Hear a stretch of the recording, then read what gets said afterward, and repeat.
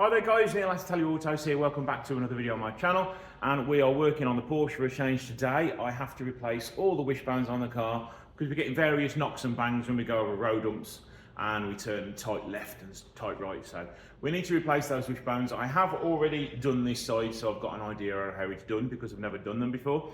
They're actually really straightforward. You only need probably 5 tools and you can change all the wishbones, and it's definitely a job you can do on your driveway on some axle stands. So let's start by going around the other side and showing you. So let's start by showing you the old wishbones. As you can see, that bush is absolutely cream crackered, and I think that was the source of a lot of the noise. And also from the accident when I repaired the car, we got that bit of damage on there, so I'd always wanted to replace this anyway. And that's the new one. As you can see, there is zero movement in that bush. Lower wishbone has no play in it, but it is getting a little bit weak. The tension to put on that is quite easy. And the bush on this side is all okay. But as you can see, it requires a lot more force to get that to move. So you need to start by removing your under tray, which I've already done. And then I'm going to remove this front sort of dog leg arm here. Only 2 bolts, so let's get cracking with that.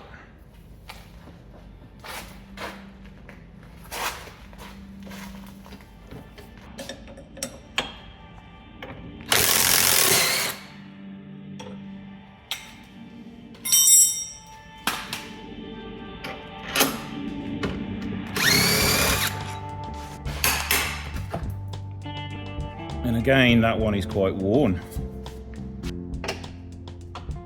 What I'm doing now is I'm just undoing the inner wishbone bolt. It was a little bit awkward to film, and I also forgot to move the camera, so a little bit of an audio explanation is what you're going to get instead.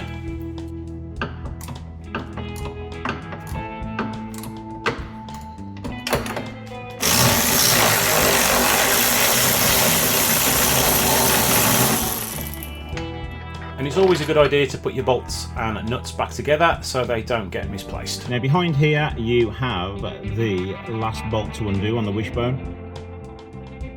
Now it's quite awkward to access, so I'll be doing that off camera.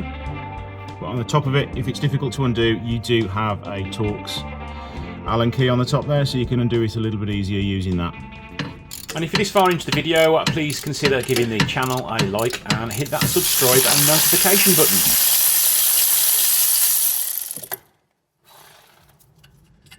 What I'm just doing now is removing the cable ties for the headlight adjustment mount. It should be clipped in, but unfortunately on this car they were broken, so I have ordered some new ones. They're only a couple of £1 each, so it might be an idea to order a couple of spare ones for you to fit if needed. Now I'm just using the ball joint splitter to separate the hub from the ball joint. Don't worry, it's not going to damage the hub. It will only damage the gaiter on the wishbone.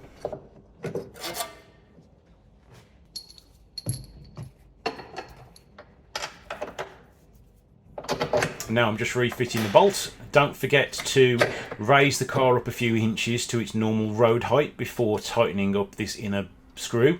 I did actually forget in the video, but off camera I did raise it to its road height before tightening it.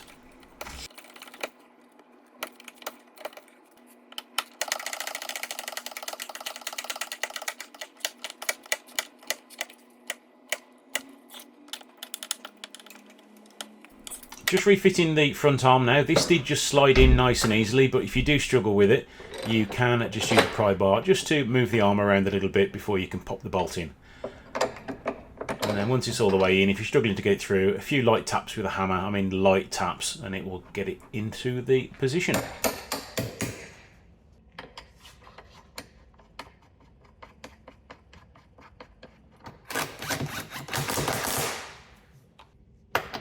And the last job is just to go around torquing all the bolts back up. So there you go guys, that is how you do it. It's actually really simple to do. It's easy enough to do on your driveway with a basic tool set. I would make sure you have a couple of axle stands to make sure the front end of the car is up in the air. Once you've completed it, I would 100% recommend wheel alignment to be done, especially at the rear, because you do have nuts and bolts which need to be adjusted for camber and caster and stuff.